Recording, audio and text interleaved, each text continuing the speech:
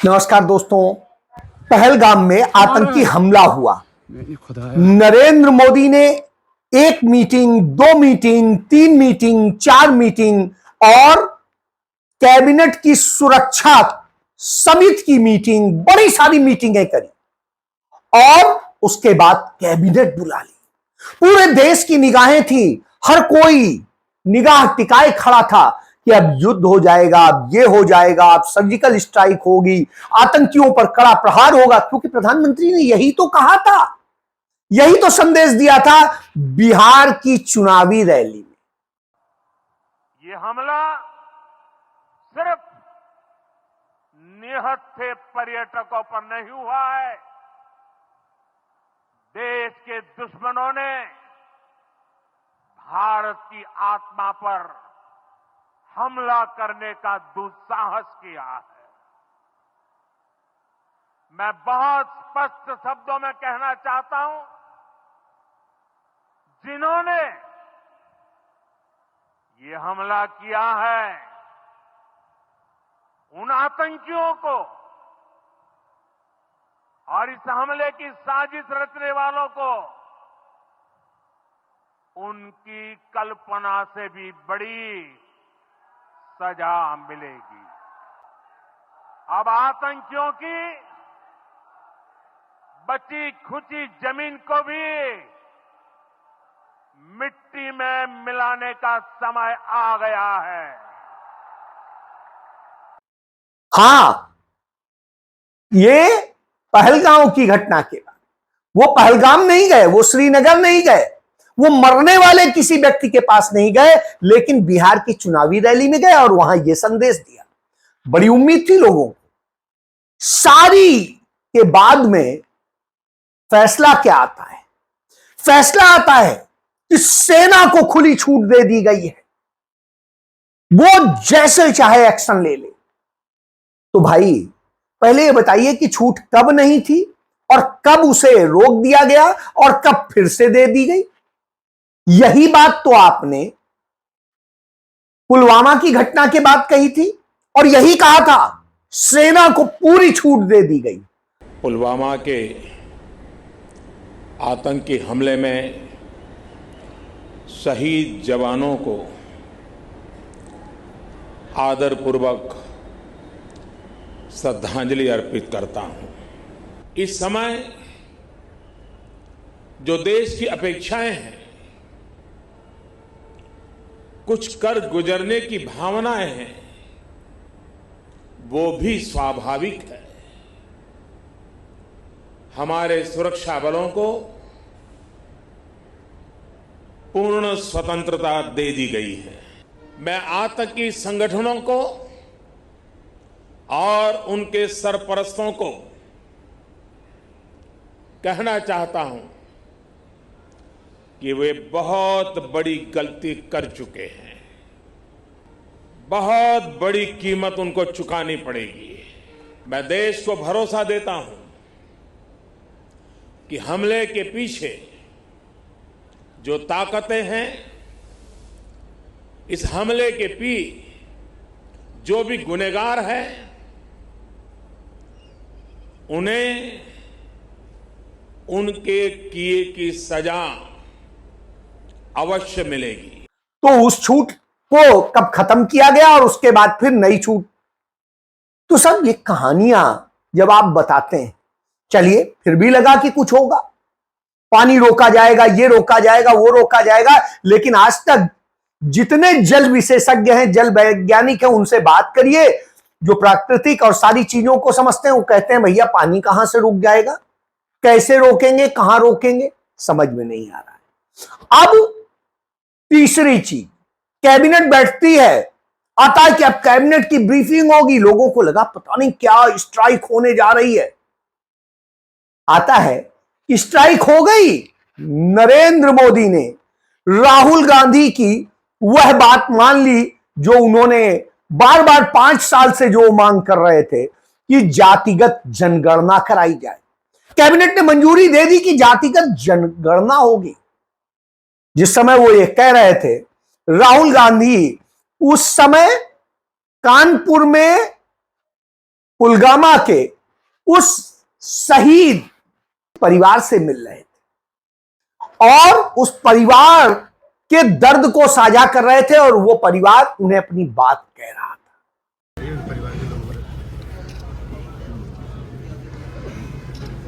बहू बगल में थी, उसके शरीर पूरा लाल हो गया था, उसका पूरा सर इसके ऊपर आधा सिर। आप देश के नौजवानों की चिंता है, देश के नौजवान इस तरह मारे जाएंगे। देश की प्रतिभाओं का खून बह रहा है, आप कुछ करिए। आप बेटे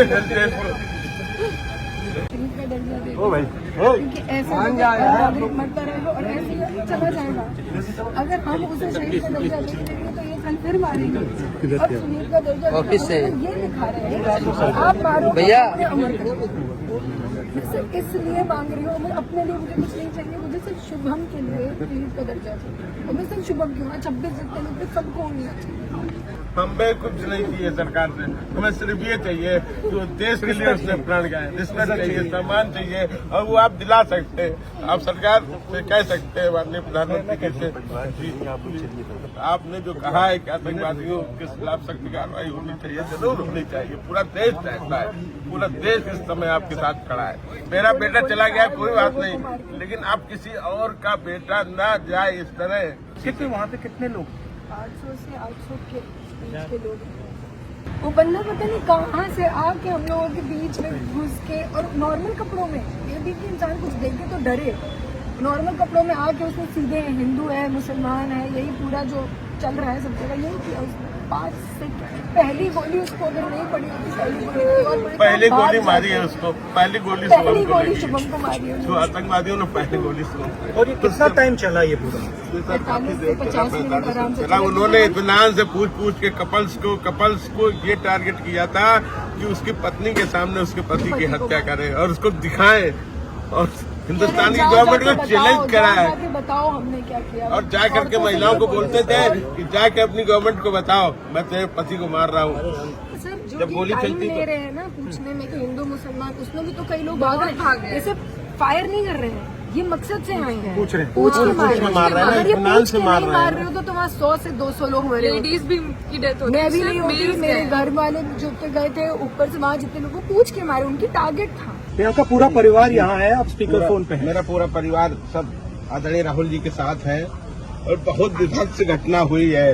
ये जो मेरी बहू है, जो मेरे बेटे की बहू है, जो उसके साथ थी, वो बता रही है आपको घटना। जरा आप प्लीज सुनिए, बताइए। मैम वहाँ पे 69 सिटीजन्स मारे गए हैं और बहुत गंदी तरीके से मारे गए हैं। और आप जो हम लोगों के ऊपर बैठे हुए वो जो सरकार को, इस देश को देख रहे हो, उनको इन 69 मारे गए लोगों को शहीद का पद देना है, शहीद का दर्जा देना है। बस मैं यही उम्मीद, इसी उम्मीद से बात कर रही हूँ, इसी उम्मीद से बस खड़ी हूँ मैं। यही ताकत मुझे खड़ा करके रखी है। सही बात है, मैं समझ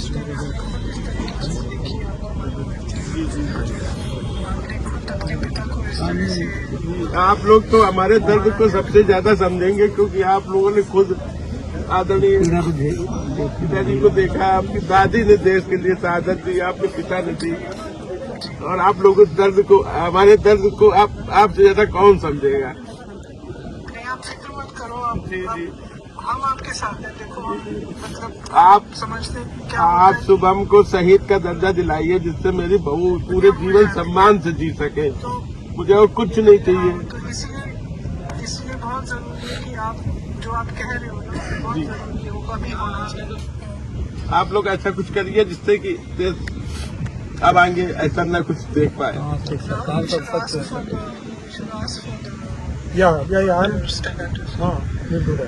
ठीक है, ओके, थैंक यू।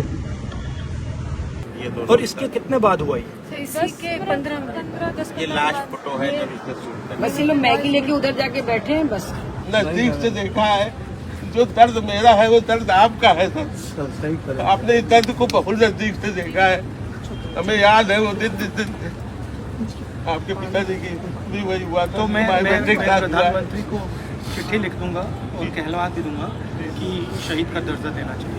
और क्या कर सकते हैं? मुझे और कुछ नहीं चाहिए सर, मुझे उन आतंकवादियों का सफाया चाहिए जो पाकिस्तान में बैठे हुए, वो सर होना चाहिए। वो सर आप हमारी मीटिंग हुई, जी सर, ऑपोजिशन की मीटिंग हुई और पूरे ऑपोजिशन ने कहा कि देखिए जल्दी से जल्दी सख्त कार्रवाई होना चाहिए। अब वो आपके ऊपर है क्या करना है, आप सरकार में हो, अगर हम होते तो हम कर देते, बट होना है, ये हमने यूनाइटेड ऑपोजिशन की तरफ से उनको कहा।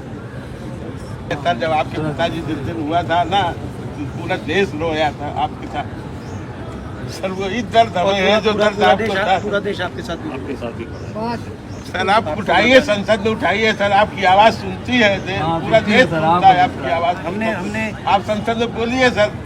खारगे जी और मैंने चिट्ठी लिखी है जी, संसद सत्र बुलाया जाए सर। कि जो लोग शहीद हुए हैं उनके लिए एक स्पेशल पार्लियामेंट का सेशन रखना चाहिए जी, और उसमें हमें चर्चा करनी चाहिए, सारे मतलब ऑपोजिशन को, सरकार को चर्चा करनी चाहिए, डिस्कशन करना चाहिए और आपको ऑनर करना।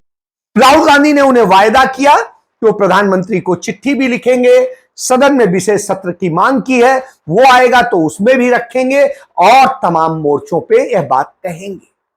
उन्होंने अपनी बहन से भी बात कराई।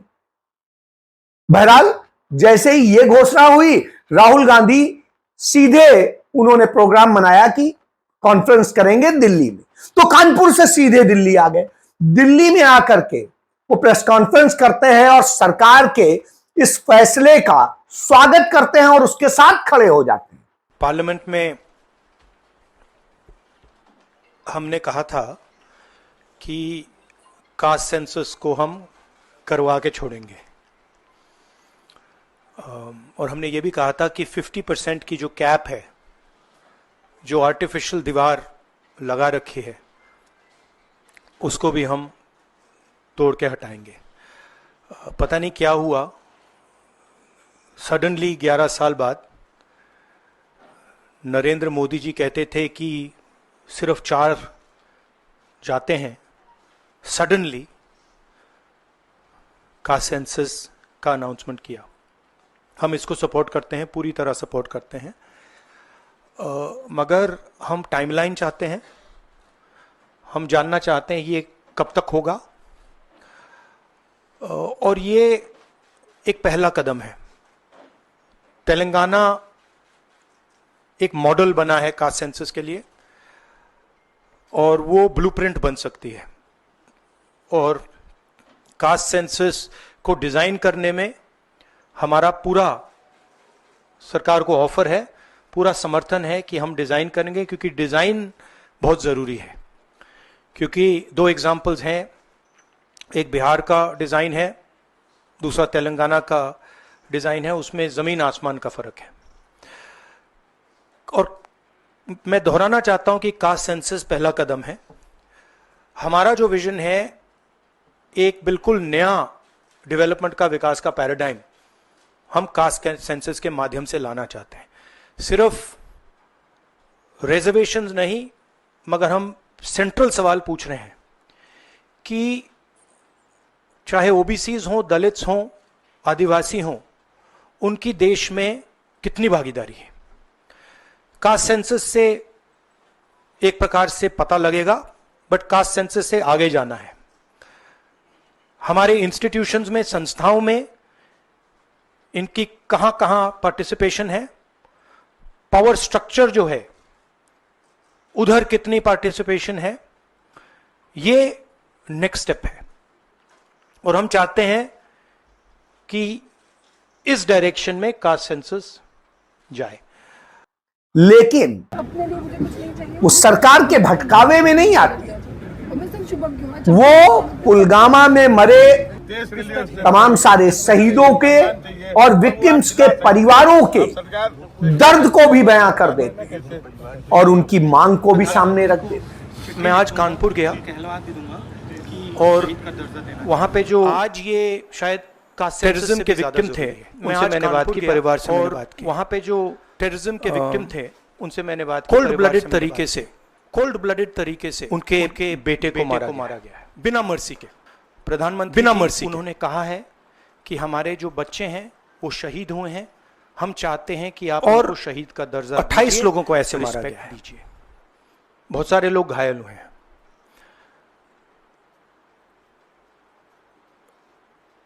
मैं इस पे कमेंट नहीं करना चाहता हूं ये कैसे हुआ। मैं सिर्फ ये कहना चाहता हूं कि जिन लोगों ने ये किया है, जो भी हैं, कहां भी हैं, they have to pay for this and they have to pay for it properly, not in some half-hearted way, ऐसे आलतू फालतू तरीके से नहीं। they have to pay for it properly, कि इनको याद रहे कि हिंदुस्तान के साथ ये नहीं किया जा सकता है। हमने क्लियरली ऑपोजिशन की और सरकार की मीटिंग में क्लियर हमने लाइन दी है, यूनानिमस लाइन, कि जो हुआ है एक्सेप्टेबल नहीं है। और पूरा का पूरा ऑपोजिशन 100% सपोर्ट सरकार को देगा और दे रहा है। नरेंद्र मोदी को एक्शन लेना है। वह यह भी कह देते हैं कि कड़े से कड़ी कार्रवाई होनी चाहिए उन आतंकियों के, जिससे कि एक संदेश जाना चाहिए। यानी नरेंद्र मोदी जो भटकाना चाह रहे थे वो तो भटका है नहीं। अब समस्या ये है नरेंद्र मोदी करें क्या। उन्होंने कहा कि उन्होंने सुरक्षा सलाहकारों को बदल दिया है, तो साहब जो सलाहकार रखे हैं वो कौन है? ये वही लोग हैं, अफसर हैं जो उरी के हमले के भी समय में जॉब कर रहे थे। ये वही अफसर हैं जो पुलवामा के समय भी काम कर रहे थे, पठानकोट के समय भी काम कर रहे थे, गुरदासपुर के भी समय में काम कर रहे थे, और अब फिर आ गए। तो कौन सा न्याय मिलने जा रहा है? देश में होने क्या जा रहा है? ढाक के 3 पात, फिर वही कहानी। ना आज तक पुलवामा के उन 42 शहीदों को कोई इंसाफ मिला, और ना इन 28 को कुछ मिलता दिख रहा है। हां, जातिगत जनगणना का जो आधा अधूरी घोषणा की गई है, उससे बात को भटकाने के सिवाय और कुछ नहीं किया गया है। तो क्लियर हो जाता है कि यह सरकार सिर्फ भटका रही है, ये कुछ नहीं कर सकती है। इसकी आदत है, और ये संघ की आदत है, आरएसएस की आदत है कि एक काम न कर पाओ तो दूसरे में भटका दो, दूसरा न कर पाओ तीसरे में भटका दो, बस भटकाते ही रहो। और वही चल रहा है। इधर जो आतंकवादी चाहते थे, जो पाकिस्तान चाहता है, वो भारत के अंदर तथाकथित हिंदूवादी कर रहे हैं। मसूरी में किस तरीके से गरीब कश्मीरी जो शॉल बेच रहे थे और सामान बेच रहे थे, उनको मारा जाता है। तो यह अपने आप में इस बात का सबूत है कि इस देश के अंदर अराजकता, जो आतंकवाद है, वो असल में भगवा आतंकवाद है, जिसके कारण कश्मीर से लेके सभी जगह वहां के भी नागरिक उद्वेलित हो उठते हैं, और वो दुखी होकर के परेशान हो जाते हैं, मजबूर उन्हें किया जाता है आतंकी बनने के लिए। बात समझ लीजिए। जय